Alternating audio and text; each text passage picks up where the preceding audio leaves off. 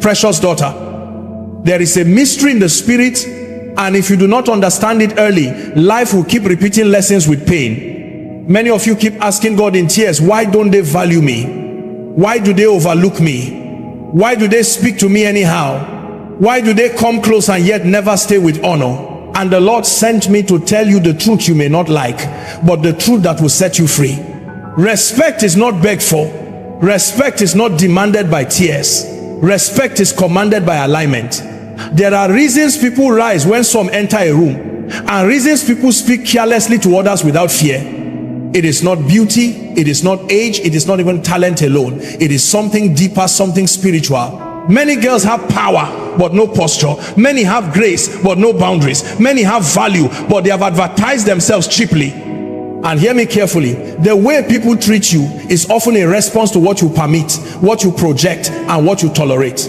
There are girls who laugh at everything, even what should make them cry. There are girls who explain themselves to everyone, even those who have no authority in their lives. There are girls who give emotional access to people who have not earned spiritual permission. And when people see this, even unconsciously, they lose reverence. In the spirit, familiarity without honor produces contempt. When you make yourself too available, too accessible, too predictable, people stop handling you with care. Not because you are not valuable, but because value that is exposed without order is abused. Hear me? Jesus was meek, but he was not cheap. He was loving, but he was not careless. There were crowds around him, but access to him was controlled. Even God himself does not reveal everything to everyone. If the Almighty values boundaries, who taught you that openness without wisdom is humility? Some of you were taught to be nice, but not taught to be discerning. You were taught to be quiet, but not taught to be confident. So you grew up apologizing for your existence, shrinking your voice, laughing to be accepted, overgiving to be loved, and slowly respect left the room. Let me tell you something that may shock you. People don't always disrespect you because they are evil. Many times they disrespect you because you don't respect yourself enough to enforce order. When you tolerate jokes that wound you, you train people to wound you again. When you accept inconsistency, you announce that stability is not required to access you. When you keep explaining your worth, you prove you don't believe it fully. In the realm of the spirit, honor responds to clarity. When a woman knows who she is, confusion cannot stay around her. When a girl understands her assignment, casual people become uncomfortable. That discomfort is not your problem, it is evidence of growth. Some of you are too loud in places where silence will give you authority, and too silent in places where your voice is required. Respect does not come from noise, it comes from weight. And weight comes from depth, discipline, and self-governance. Watch this. The same people who ignore you today will adjust tomorrow when you change posture. Not because they suddenly became good, but because something in you shifted. The spirit world always reacts when alignment changes. You must learn the power of no, not angrily, not rudely, but firmly. You must learn that being kind does not mean being careless. You must learn that access to you is a privilege, not a right. Until you understand this, life will keep teaching you through pain what wisdom could have taught you through instruction. Listen, daughter, you are not small, you are not ordinary, you are not replaceable. But if you keep behaving like you are optional, people will treat you as such. Heaven does not joke with identity. When God defines a thing, he defends it, but you must agree with his definition. The moment you stop chasing validation, respect will start chasing you. The moment you stop explaining yourself to everyone, people will start listening. When you speak, the moment you stop begging to be chosen, you will become the standard others must rise to meet. This is not about pride. This is about order. This is about alignment. This is about restoring the dignity God placed upon you before opinions touched you. So today, lift your head, adjust your posture, guard your heart, filter your words, choose your access, walk slowly, speak wisely, and watch how the same world that ignored you begins to handle you with care, not because you change your value, but because you finally honored it. Listen to me carefully. There is a great deception many people carry through life, and it is the belief that respect is something you negotiate for with people. You don't negotiate for respect. You don't beg for it with silence. You don't buy it with overgiving. Respect follows alignment, not approval. And until this truth settles in your spirit, you will keep exhausting yourself trying to be accepted by people who were never assigned to honor you.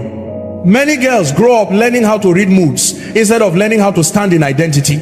You learned how to adjust yourself so that people will be comfortable, but you were never taught how to remain consistent so that people will be correct. So you enter rooms already editing yourself, reducing yourself, softening convictions, laughing at things that hurt you, agreeing with things that confuse you, all in the name of peace. But peace without alignment is not peace. It is compromise disguised as kindness. The spirit realm responds to order. Heaven does not reward noise. Heaven responds to structure. When your life is not aligned, people may like you, but they will not respect you. Approval is emotional. Respect is spiritual. Approval comes from feelings. Respect comes from perception. People approve of what pleases them, but they respect what carries weight. Many of you want to be liked, but you were designed to be regarded. And there is a difference. When you chase approval, you lose authority. When you prioritize alignment, authority begins to speak for you without effort. That is why some people don't talk much, yet their presence silences a room. It is not volume, it is alignment. Alignment means your words match your values. Your emotions obey your convictions. Your access is governed by wisdom, not loneliness. When a woman is aligned, she does not need to announce who she is. The atmosphere adjusts on its own. Confusion cannot stay long around clarity.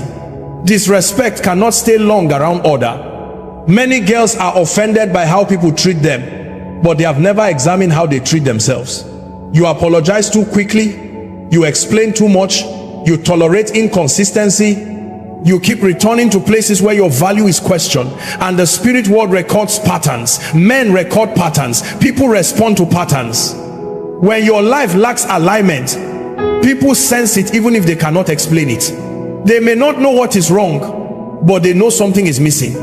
And instead of rising to meet you, they descend to manage you. That is when jokes increase. That is when boundaries are crossed. That is when familiarity begins to remove honor. Hear this truth and don't resist it.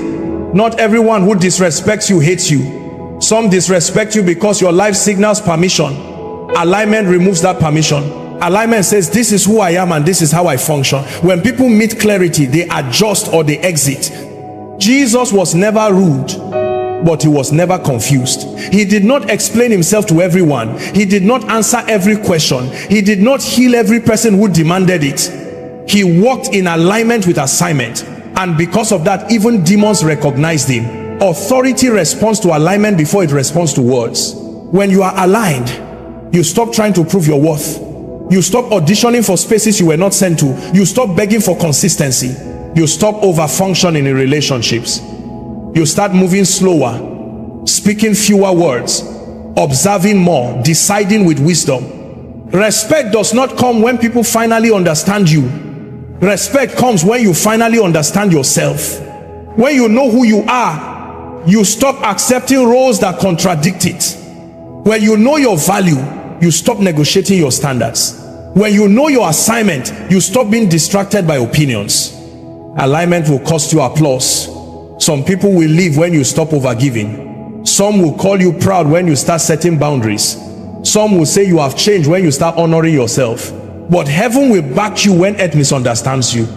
The tragedy is not that people don't respect you. The tragedy is when you keep living out of alignment just to be approved by those who cannot define your destiny. The moment alignment becomes more important than acceptance, something shifts in the spirit. Something shifts in your voice. Something shifts in your presence. Something shifts in the way people look at you, listen to you, and approach you. Let me speak to you with honesty and love. Boundaries are not walls of pride, they are gates of wisdom. Many people think that love means unlimited access, but in the kingdom of God, access is always controlled by order. When boundaries are absent, value is abused, not because the value is small, but because it is exposed without protection. Many girls confuse tolerance with virtue. You were told that enduring everything makes you strong, that silence makes you spiritual, that accepting bad behavior makes you mature. But hear this truth: endurance without wisdom is self-betrayal. God never called you to be available to everyone. He called you to be steward of yourself. The way people handle you is a direct response to the rules you set around your life. If your time is always available, it will never be honored. If your emotions are always accessible, they will never be protected. If your presence is always guaranteed, it will never be valued. Boundaries teach people how to approach you, how to speak to you, and how to remain in your life. In the spirit realm, honor follows structure. Even in heaven, there are ranks, order, and protocols. Angels do not move randomly, they move by assignment. If heaven functions with boundaries, why do you think your life can function without them? Some of you keep asking why people keep crossing lines, but you have never clearly drawn them. You keep hoping people will understand, but clarity was never spoken. Silence does not communicate standards. Unspoken expectations always lead to repeated disappointment. Boundaries are not emotional reactions, they are spiritual decisions. They are not built in anger, they are established in alignment. When you finally decide what is acceptable and what is not, your life becomes easier, not harder. Chaos reduces when clarity increases. Many people are uncomfortable around boundaries because boundaries expose intentions. Those who benefit from your lack of limits will resist when limits appear. Do not be surprised when people who once enjoyed unlimited access begin to accuse you of changing. You did change, you grew. Let me tell you something important. Boundaries do not push the right people away. They protect the right people and filter out the wrong ones. Anyone who truly values you will adjust to your standards. Anyone who refuses to adjust was never assigned to stay. When you don't set boundaries, you teach people that disrespect has no consequences. And where there are no consequences, behavior never changes. People repeat what you allow. Patterns form where limits are absent. Many girls are emotionally exhausted, not because life is hard, but because everyone has access to them. You carry burdens you were never meant to carry. You listen to voices you were never meant to entertain. You explain yourself to people who have no authority to define you. Boundaries restore dignity. They return honor to your time, your words, your presence. When you begin to say no without guilt, something powerful happens in your spirit.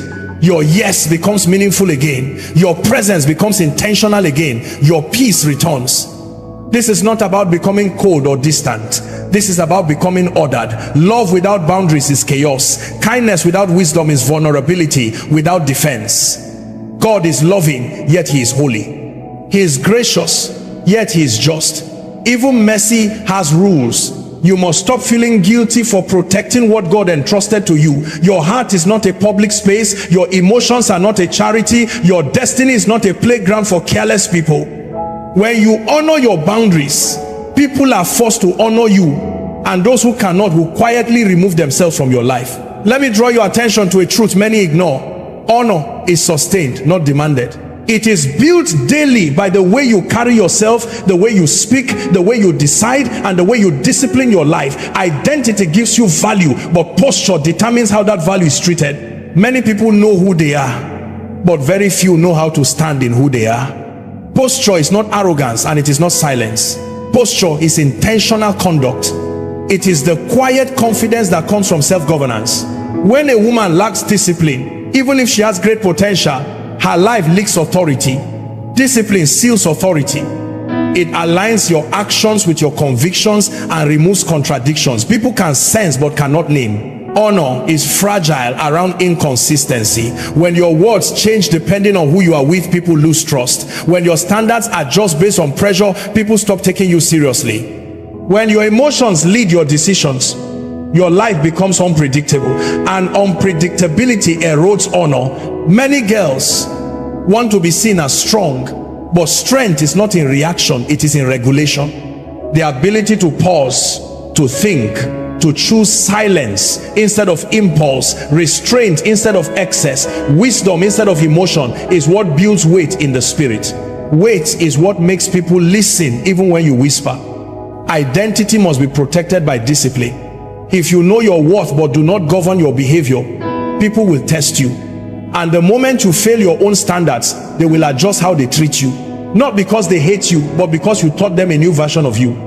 Honor grows where discipline is visible. When people see that you respect your time, they respect it too. When people see that you do not tolerate confusion, they approach you with clarity. When people see that you do not overreact, they become careful with their words.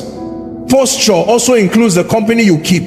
You cannot sit with disorder and expect honor to follow you. Atmosphere shape perception.